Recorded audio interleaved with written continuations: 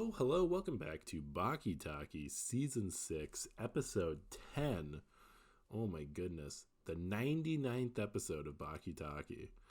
And to celebrate this momentous occasion, we're bringing back, I don't know about fan favorite, but I that came off so negative. I like Okay, it. slights aside, it's good to be here, Steve. Beef aside that you just threw down, Yep. it's very good to be here. Celebrating 99. I can't believe it. Woo. Yep, the big 9-9. That is incredible. It's good to be back, Matthew Brooks, by the way. You know me. You apparently feel indifferent about me. I But can't hopefully I can believe change that I with can't believe today's you episode. made time out of your to come here when you have your other podcast. When's the next episode coming out for Pod Jobs? Hey, well, Pod Jobs, thank you for the shout out, first of all. Keep looking. We're actually, like Lil Wayne had a big Oh my fight with god, did his you get record Lil label. Wayne for next season? We're getting, well, no, not yet. He won't return our emails, but we are fighting with our producers to release the episodes. But we got them. Let me tell you, we promise. We've been working so hard on these episodes. It's going to be incredible when they come out. It's going to be the best episodes of any podcast anyone has ever listened to. But you know what? We legally can't release them right now, so they're still stewing. Yeah, They're still stewing. that's That's what we're doing. that's fair enough. I've seen people in that they get all the episodes together. They go to the podcast store to like hand them off to Apple, and then a bird flies in and flies away with them, and it's just so sad because it happens a lot.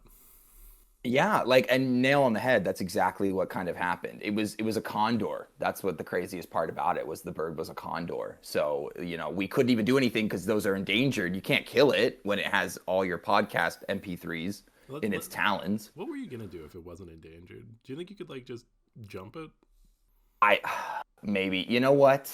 That is a question for I think some of the characters in this Baki episode. Because I think they would have jumped the bird. I really do think each and every one would have jumped the bird. Oh yeah. The only question is, do they eat it raw or do they spend the time preparing the bird? I Okay. think so. So before we jump in, of course, I have two questions for all of my guests. And Mhm. the first one for my returning ones: what have you been up to during the Baki Taki hiatus? So, what have you been doing in these last 2 years? Wow, these last 2 years, that's such a good question. It's tough to surmise 2 years. I moved recently, which was really exciting, Lovely. to a much nicer place. And I got a new job actually. So actually, kind of two big life things. That's kind of nice. Yeah. 2 years, two big life things. That's a good rate. Yeah, and one each year. That is kind of crazy. Yeah, got the new job last year and moved this year. So everything's coming up, Matt. We'll All say. right. And and then finally, I've asked this before, but coming into this episode, what's your relationship with Baki? I think you're behind now, right? I'm so excited. This is why I was extra super excited for this when you asked me to do this. Because I have fallen off the Baki wagon, but it made this experience so much better. Because I'm a huge Baki fan, love it. And I've been really excited to see Baki Duo. I mistakenly said Dio to you recently, and I don't think you'll ever let me live it down. No, But duo is an even better mispronunciation, but no, it's not Duo. it's just It's do. Baki Do. Oh my God. See, that's silly though. Duo's much better. Yeah. Who's the duo? I guess Baki and But Musashi. yeah, exactly. Or the duo of hand versus sword. Duality. Baki duality. Yes. It's short form. Everything's quick these days, you Imagine, know? imagine you put Baki in like Mortal Kombat, and instead of a fatality or a brutality, it gets a duality. I I think if Capcom is listening, is that who does Mortal Kombat? No, it's who does Street Hey, if Fighter. Anyway, Capcom's whoever listening does that, and you want to make your own please fighting game, please put Baki in a fighting game. I think he'd fit right in. Marvel versus Baki versus Capcom, I think it'd be great. And Baki would win. The feats these guys do is It's quite impressive. spectacular. Alrighty. Let's jump into the episode. So it starts off. We've got Tokugawa talking to Musashi. What do you think of this scene? And did you know anything about Musashi coming into the episode? No, I didn't, which leads me to my first point. Because clearly Musashi came from a fight, because the first line is like, as I thought, an easy victory. Tokugawa says that to Musashi, and Musashi says, no, look at the damage on my face. Looking at this guy's face, it looks like he just has a hairy face. Hmm? Look at the amount of damage my face suffered. I wouldn't call it easy. Like, there's little lines everywhere, and I'm like, damage. This guy just hasn't shaved and is maybe Bigfoot. Like, I don't know what damage there is here. And the funniest thing is, just at like a few minutes later, we see a flashback to when he was 17. And he looks exactly the same. He looks exactly the same. It's like weird for the listeners. It's like little pencil drawings of stubble where it looks like he's a preteen, like with his first facial hair. It's kind of crazy. Yeah. He's supposed to be some old samurai. Yes. So Musashi, of course, just to give some more context, he's a real person. Did you know that? No, whoa! Baki's using real people now. Yeah. So this isn't even like when they get like Muhammad Ali or something. Musashi Miyamoto is a real historical figure. He's seen as the greatest samurai of all time, and he was born in the 1600s. And through a mixture of cloning and spirits, they were able to kiss his ghost back into a cloned body, and they brought him back to life. That is the exact level of science I expect from Baki. I know. You want it to be like rational, but like, just you need. I bet they like did. Yeah, they did a big narrator talk over yada yada explanation for how this exact man was reincarnated into himself. Oh, it was like 2 episodes of it. It was honestly much too much about how this guy came back. 2 episodes? I didn't even know who he was. It was nice going in blind because it was I felt a little disrespected by Tokugawa because they're talking about Retsu losing a fight in this conversation at the beginning of the episode. Mm-hmm. And Tokugawa's putting so much disrespect on Retsu. Yeah. Retsu was his boy, if I remember correctly. And he's like, I knew it. Retsu went down like a dog. Easy peasy, down in 2. Barked the whole time. And you know, a good thing for Musashi, he's actually going like, no, he was a pretty tough fight, actually. But Tokugawa was kind of dogging our boy Retsu there. Yeah. Musashi does say, like, you know, he gives him some props. He compares fighting Retsu to being a 17-year-old on a battlefield. Yeah. Which I think is a fair comparison. Yes. It's a good one. And it leads into a really fun little bit where Musashi might be Baki's funniest character. And I mean, like, intentional humor. Like, he is they write a lot of gags for him. And this shtick about Tokugawa being like, is Retsu as good a fighter as Kojiro Sasaki, your greatest foe? And Musashi, like, stares off at the wall, clearly not knowing who he's talking about. Oh? Which one is it? Funashima! Huh? That's who you're talking about. Funa? You're asking me to compare Retsu to that one Sasaki guy, right? The one I dueled on Funashima. Hold on. Are you saying you forgot about him? What? No, of course I remember him. It just took me a moment, that's all. I was gonna say in this whole episode, he's legit funny. Like, he has legit bits that I think are really good, and I was wondering how intentional that was. So it's good to hear from you that it is like an intentionally funny character, because yeah, when he's thinking, and then Tokugawa's like, oh my god, he's actually comparing Retsu to his greatest rival. What an honor for Retsu. And he's like, I don't know who that guy is. And like when he says that, like when he's going like, oh, I remember that guy, he has like sweat coming down his face. Like, he clearly did not remember the guy. He's like embarrassed. Yeah, he's like, Yeah. Oh my god. Yeah, that was a great moment. And we should just touch on this. So Retsu died. Did you notice that? Oh my! I was gonna bring this up at a later because there's a later scene where they flat out say it, Yeah. but I paused my television. I had to pause the TV and go, "What?" Retsu, who has been with us for 4 seasons, Retsu just dies in the episode. It was this the episode after he dies? 3 episodes after he dies? What is it? one episode. That is so disrespectful. Yeah. They do not care about Retsu. They've absolutely dogged him. It's crazy. If you told me that Retsu was the second largest character in Baki by screen time and dialogue, I would not be surprised. Like, he has been here almost every season. He didn't go to prison with Baki, but nobody really did. Like, he's a very important guy. And the other part of this coin is nobody dies in Baki. I don't think in 99 Nobody. I think the only guy who might have died was Rob Robinson when he was running in the park and Doyle stabbed him.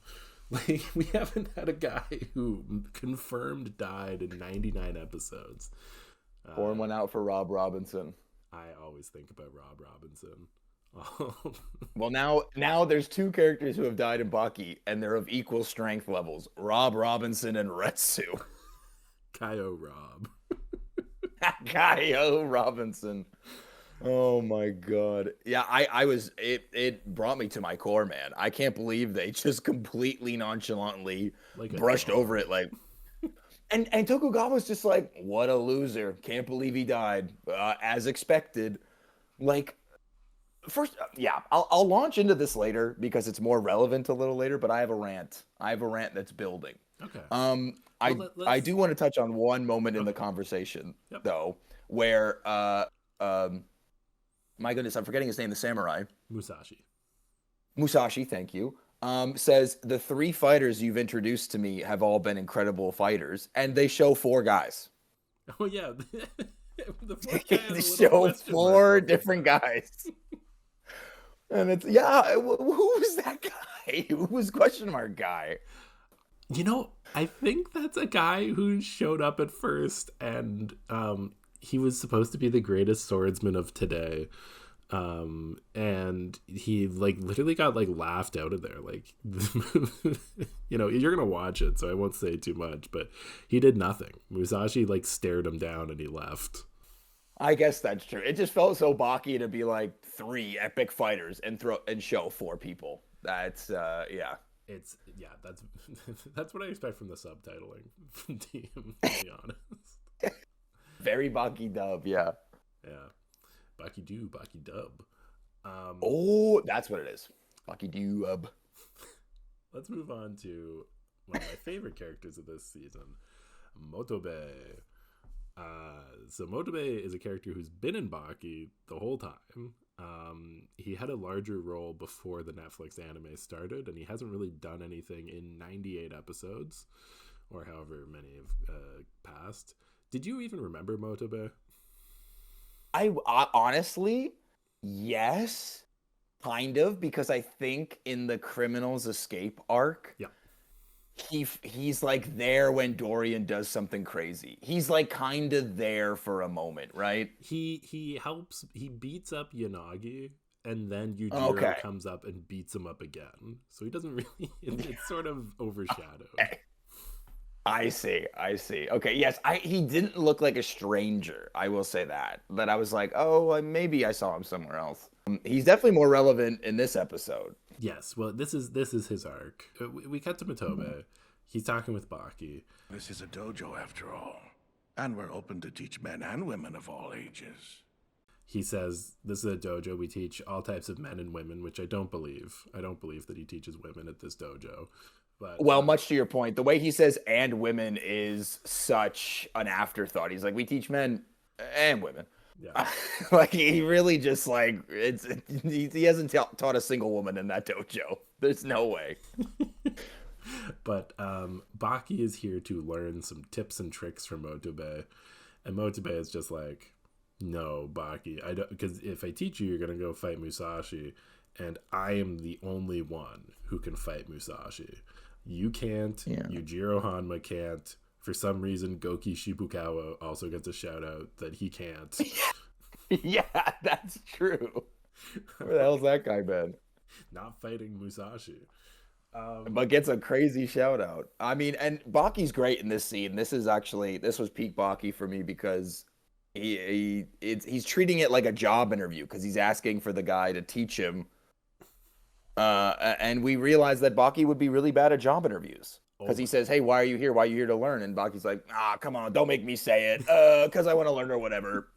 And like quite literally sounds like that, guys. Like I wasn't even really doing a bit there. He does sound like that. Come on, man, don't make this awkward. Why are you grilling me? Why am I here? Well, that's because, I think history's super cool. And training with you would be a good workout. That good enough for you?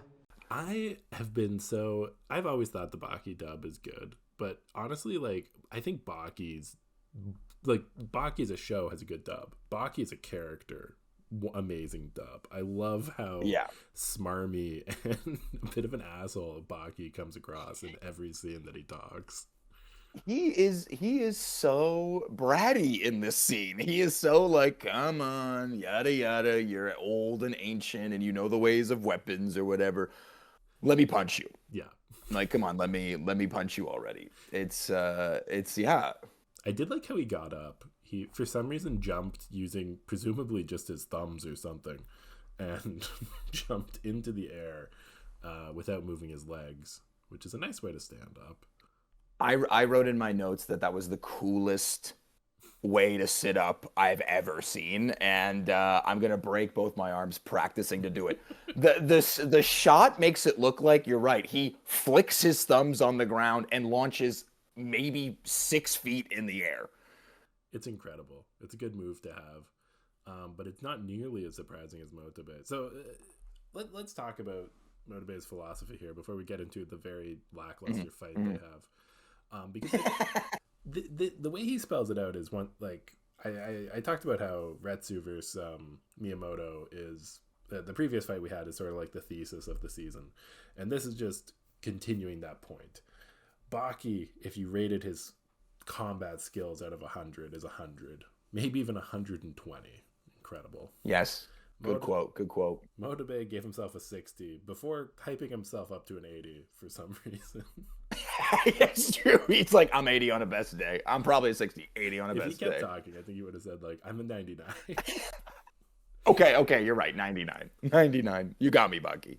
But what he adds is, I also have, swords and shuriken, and he keeps using terms like ninja weapons. But if you have all of those together and you add all those numbers up, he gave himself a 300. And it's this idea that, Baki may be good at fighting, but he's not ready to fight somebody who is a samurai. Or has that mindset. What do you think about that idea? This is my rant. This is my rant because this confused me to no end, because I understand the logic. A guy with a sword is more dangerous than a guy without a sword.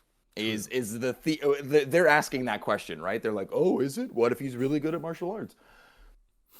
Yes. I have seen a man punch another man through concrete in this show. A sword is out of the question. What are we talking about? I've seen a man swim upriver and jump 12 feet in the air and crush a car with his fist. I've seen Baki and his dad fall from a 30-story building and land with minimal injuries.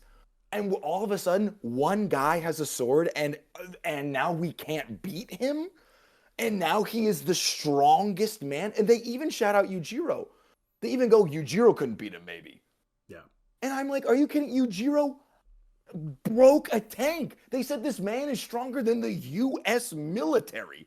And now one guy has a sword, and they're like, we can't beat him. I think that you're right, that like the comparisons are where this falls apart. Because yes, you can say that a man with a sword is stronger than a man without a sword, but we've already established Yujiro is on the same level as like a nuclear bomb. In this universe, this makes no sense in the Baki universe. That's what I was so confused about. What the part that always gets me is Musashi keeps saying things like I should have pulled out a gun or like I should have brought a gun to stop, like implying that, like, but like the last time somebody used a gun in this show, I just think of when somebody shot Oliver point blank with like a shotgun and he just sort of flexed hard and the pellets came out. like it's, and now a sword changes everything. Like, this is what I understand. And first of all, Motobe made this complete arbitrary power system of himself and ranked himself 300. Yeah. And I just he felt irrelevant back in the day, and now all of a sudden they want weapons to be relevant again. And after fighting a guy with whips for hands, who could poison people, a guy who kept a flask of alcohol and fire-breathing grenades in his stomach. Like, that's the thing they don't want to acknowledge. A lot of the death row inmates are weapon guys. Like Dorian had grenades. He had that little wire that he could cut people's arms off. Yeah, and wasn't one guy like had secret blades in his body? Yep. This is just it. Like, I can't. And then, okay, we'll move on. So Baki is fed up with Motobe being like, oh, I'm 300, blah, blah, blah. Baki's like, okay, I'm going to kick your ass. Yeah. And Motobe throws a smoke bomb. Yeah. Basically yells smoke bomb, throws it, and then somehow sneaks up on Baki and puts a knife to his neck and is like, I win. And Baki's like, damn, you did. You got me. What? Yeah. And then he says, like, if I had really wanted to kill you, it wouldn't have worked or something, which I thought they immediately walk it back. I wouldn't go quite that far. I think you would have reacted differently had I moved with the intent to actually kill rather than just trying to make a point. They immediately walk it back. Yeah. I just couldn't, but like, it felt like I was if this season was before or after the escaped convicts, Yeah. I think it would be so much better. In this context, it's like, guys, we have seen someone bend metal with their hands. Easily. That is like a feat most people could do at that world tournament. They could destroy things, concrete walls.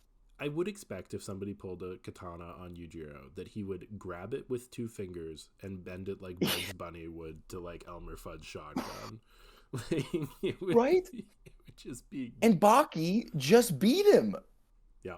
Well, symbolically, I guess. I know. Did he actually beat him? Yeah, there's a lot of ifs, ands, or buts about that one. But I mean, still, regardless, Baki is at least a formidable fighter with him, and we're in a new era. We've moved out of cavemen and muscles, and we've entered the Bronze Age. We're steel. I just couldn't believe it. Now they're backtracking everything and they're going back to weapons, which I guess is fine. You know what? I'll suspend my disbelief because this next little bit I really enjoyed. After Baki's confrontation, realizing he needed more help, we go back to our boy Musashi, who is being arrested. Yes, but this is my favorite part of the season. First off, the arresting officer starts his line with, "I deeply apologize for this, my lord," to Tokugawa. Tokugawa is... He's like the sergeant of police, like the chief sergeant police. Tokugawa has the police in his pocket. They would dance on command for him. It's a bad look because they're like, no, this guy killed a man, referencing Retsu's death. Can you and imagine, they try to take him in. Can you imagine driving to the police station and just being like, hey, I want to report something. I was in the audience for a fight to the death, and this guy got cut in half, and he's dead now. They literally do that. Like, there were people who came forward, right? They have the flashback of like 2 guys, but it's so funny because the guys giving the witness was like, it was so violent what I witnessed, but it was also so beautiful. He was cut in half, but it seemed such an honorable death. And you're like, what the hell kind of police report? Yeah. Me when I go Oh, to so the you were at police. this illegal death fight and you watched a guy die? That's what happened I just in the wanted death to, fight. I just wanted to tell somebody how rad this death fight was. Yeah. They're like, "Oh no, I was going to the grocery store. I wandered in the death fight, and then I saw a guy die, and I was like, whoa, this is way too much." It's cool though because I told the police. Anyway, yeah, they have to arrest Musashi Miyamoto. Everyone's on the same page that this is a formality and that it's totally cool Yeah. to slash Kai Retsu to death. It was a performance using an actual sword, but there was an accident and someone died. My lord, know that I won't let anything bad happen. You can trust that I'll resolve this. But I love. I'll shout out Tokugawa's big excuse as he's being taken away. It was a performance act with a sword, and something went wrong, and someone died. That's it. do you think And it's the he said that standard- like, now go away. is that just the standard excuse for the underground arena that like it's actually like the WWE and then it's not real fighting? Yeah, and something goes wrong. Oh my god. Oh no. Okay. Someone got cut in half again. So this is where we get into my favorite part. There's this Yeah, okay. idea of we have to arrest Musashi, and he goes out and there's probably 500 guys there, we flash back to maybe the stupidest story I think I've ever heard of Baki about This the Kyoto Police Department deciding to arrest the founder of Aikido who was tied to the mob. In 1921, the Omoto incident broke out. The Kyoto Police Department encountered a problem while trying to arrest Onisaburo Deguchi, the founder of a sect. The problem was one of Deguchi's closest allies who happened to be a martial artist. His name was Morihei Ueshiba, the founder of Aikido. I'm just going to describe the plan because I love it so much. The plan was please. I love that you have it written. Yeah, please describe it. so remember, this is one pretty old dude that they need to arrest. They were going to get, it seemed like at least 200 police officers, surround him with fire trucks and blast him with hoses from multiple directions. Then they throw nets on him from afar, and they all get very long poles and then hit him with those long poles at the same time because nobody wants to be within 20 feet of him. And then I guess after they beat him with 20-foot sticks, they go and put handcuffs on him. Oh my god, it's the greatest plan I've ever heard. If that happens, Honestly, it sounded like a bunch of over-sugared sixth graders came up with this plan. you know Of, what, like, though? surround him with 100 guys and beat him with sticks. Matt, if I was in that scenario, I don't think I could. I don't think I have a way to fight back. If I got surrounded and they started blasting me with a hose and net and Oh bunch of no, my poles. one weakness, being blasted with a hose and then a net thrown over me and then a bunch of people with sticks come and hit me. I'm sorry.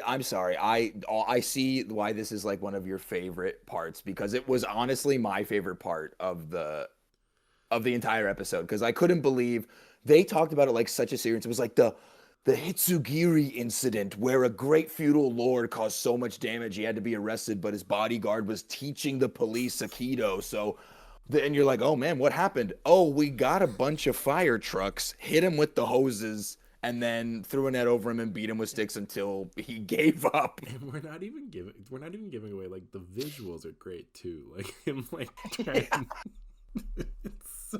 it's so good. But here's the thing. That by itself is very, very funny. But then we get to the point where how this story was told, because even in Baki, this is too ridiculous to exist. This was apparently a plan devised by a bizarre plan from the Kyoto Police Department, which they didn't do, but then they told some guy who was a writer who knew one of these people. 30 years ago, a writer had this anecdote recounted to him many times by Gozo Shiota, a direct disciple of Ueshiba himself. And then He was a years- disciple of the Aikido guy. Which is like, why would he know? Why would the Aikido? Why did, would he did they know email? that? They sent him a letter and said, if you leave your house, we're gonna hit you with 20-foot poles. And see, this is what I mean. This is, to me, actually, this is maybe the writer of Baki admitting this is where he gets all of his historical information. That's what I thought when I first heard that as one guy. I take it a step further. I think it's the author Baki saying, "This is me." I think that I think he is the guy who heard from the disciple and is the author who heard about this story. Like, I think that this is a real story somebody told him, and he's trying to pretend it's a real thing. He's like, whoa, yeah, okay. Yeah, I'm sure that happened. That's the best part, is they reveal it never happened, that it was just a plan. Yeah. But the buildup of the plan and the visuals and everything, you're like, oh, damn, okay. And then at the end, the narrator's even like, and that is a cautionary tale of how scared people were of this guy. But they didn't do it. Anyway, Musashi goes. They take the car. Musashi has another great one-liner where he says, "Can you guys slow down?" Because Musashi is is afraid of cars because he's from the 1600s.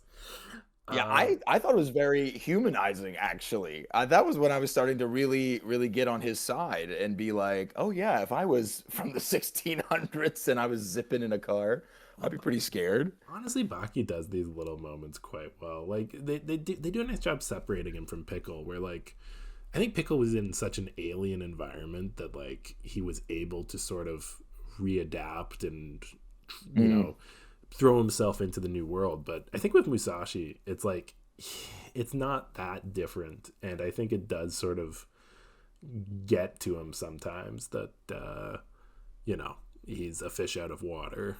But it's fair, but like you said, they write him he's very comical and almost like charming in a lot of ways, because even when, so, you know, they tell the story of that's what's arresting, and then they basically are like, get in the car, and then he just scares all the police officers, like all 100 of them, and he's like, none of you are warriors, you're useless. Love that. Yeah, he's pretty smooth with it. But he's joking with them too. He's like, what's the parade for? Like, when he first comes out, there's all the police officers. He's like, what's with the party, guys? Like, all just for me? And he's got a little personality, unlike the grunts of Pickle. Yeah. But that takes us to our final scene of the episode, and I wanted to ask you, did you catch the voice acting cameo in this scene? Yes, sir. Even from behind, I could tell you were happy. What? No, because I didn't think anything of it. Although it better not be the guy who I think it is, because he gets clowned on quite significantly. It's the other guard in the room who's watching this fight, who has one of the funniest lines of the episode, where they cut to a guy praying in front of a Kendo sword. Yeah. And he's got a big smile on his face, and there's a guard standing behind him, and the guard just in the silence goes, "Are you happy right now? I can feel it from even behind you." Or like, "Are you smiling big right now? I can feel it from you behind you," which is the craziest thing you can say to someone silently in a room. They're just really close in that environment. I guess so. Who is it? That's Moist Critical, or Charlie. What? Yeah. Rewatch the scene and you'll hear it night and day. It's very clear once you realize that. But that's amazing. I have to re-listen to that. I did not catch that. Yep, they have a few really. That's the second YouTuber cameo for this show. Anyway, that's incredible. Yeah, so the end of the episode is pretty straightforward. There's a guy there. He does Kendo, and he has the absolutely wild belief that Kendo isn't just like a different form of swordsmanship. It's like the evolved, better form. This guy, you knew this guy was doomed to be absolute fodder from the jump, because first of all, any random introduced character is not gonna last very long. Second of all, he does launch into this is the evolution of sword fighting, and I think it was particularly hilarious as he's talking about how Kendo is like faster than a katana and it's more serious, and all you hear is the connecting of Kendo swords, like the wood on wood, and it sounds lame as hell. It's like two wooden blocks being hit together. And he's like, oh, it's so fast and brilliant and exciting. And it's like, gunk, gunk. It's like, great job, buddy. And this is one of my longest held Baki opinions, but like, if you are an athlete, you've lost. You've lost. This guy's 4-time grand Japanese champion. You're like, you're done. Yeah. It's over for you. An athlete exists only to show that a guy who doesn't specialize in that medium is going to be better at it than you. No athlete, no Olympian in Baki has ever done well. And this guy continues the trend. Yeah, it was, and then, you know, it's like, oh, this is technically holding him for prisoners, and they get him to fight Musashi as like his jail sentence, I guess. And I think this is the worst demonstration of like a normal athlete versus, you know, the guy everyone's trying to defeat example I've seen in Baki yet, because they start the kendo match. And the guy is, and Musashi's looking at the sword like he's studying it. Mm-hmm. And the guy's like, now's my time to strike. He doesn't have that aura anymore. Also, he drops fighting aura twice. He says this guy's fighting aura. Musashi's which an is aura monster. He is absolutely aura at all times, apparently. Yeah. But Musashi walks up to him within range of being hit and winning the kendo match. Mm-hmm. And I just goes, oh, wait, whoa, no. Wait, and doesn't do anything. Musashi slowly walks up to him, and everyone is reacting in real time as he's doing it. Yep. So it's not like some super speed feat or whatever. He winds up like he made me think of Donkey Kong. Like it's like he just lifts his big old arm and then just goes, oh, bah, bangs him over the head, and that's the end of the episode. All right. The aura he had a moment ago has completely vanished. Huh? Wait. What?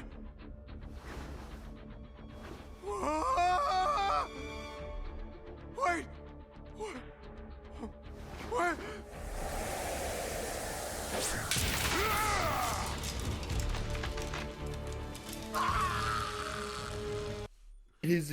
And that's how they end it. This guy, and then it goes through his sword and kills him. Probably not. Yeah, I don't know. The guy reacts. Next episode, they'll be like, "That would have killed him if he didn't have such a shitty little kendo sword." Yeah. That would have killed any ordinary man. It felt like a real disdain for kendo. Like just the fact that Musashi didn't even participate. Like he was like the idea of doing kendo was an insult. That is my exact note I have in my notebook, is the creator of Baki hates kendo. Because they make this guy an unbelievable douche, talking about how kendo is the peak of swordsman skill and art. And then he's too scared to move when Musashi slowly walks up to him unmenacingly, and then gets clowned on. Just gets Donkey Kong punched, as you perfectly put it, down into the ground, essentially. Yep. Oh, you know what? And I'll never try kendo because of this episode. It looked lame as hell. Well, that's the episode. Matt, what did you think of the episode as a whole? I think you liked it. Oh, I'm so back on the Baki train. It was hard not to watch the next episode. But just know, after this point moving forward, I'm going to catch all the way up and watch all of them. I missed it, so I'm back on the train, baby. We don't actually have a fan question this week because we're early. The episode that's going to come out next hasn't come out yet. So I'll just ask you a fan question. I'll go back to me being a fan of the show. Yes, please. This is what I love to do before. Let's say we're casting the Baki cinematic universe. Who's going to play Musashi Miyamoto in the next big summer blockbuster? Wow, okay. Baki universe obviously would get more than Avengers. Okay. Musashi, he's got a weird face. Mm-hmm. He's got a very weird face. So now I have to be very careful with my choice, because I don't want to insult anyone because I know they're listening. Who would be Musashi? That's a great question. I think top of my head. Oh my God. You know what? I would go with Gerard Butler. I like it. That's pretty fun. I'm gonna let that sit. That can people can marinate in that wisdom. Yeah, Gerard Butler as Musashi because he has a bit of comedic timing. I think Gerard has it in him. I've seen him in he's been a little goofy in some What's rom-coms. What's the funniest Gerard Butler project? Funniest Gerard Butler project, probably Phantom of the Opera. He's a hoot in that. Mm-hmm. I don't know. I think any Gerard. What was the one? It was like Olympus Has Fallen. That's my main Gerard Butler one. That's true. He is the exact opposite of fun. he brings a real divorced dad during a crisis energy, I think, to most of the movies I watch. Yeah, he does have divorced dad in Crisis. He's in a lot, like, cause he's in Greenland too, which is also like divorced dad. And I can't believe that when I see it come up on my TV that they made Greenland too.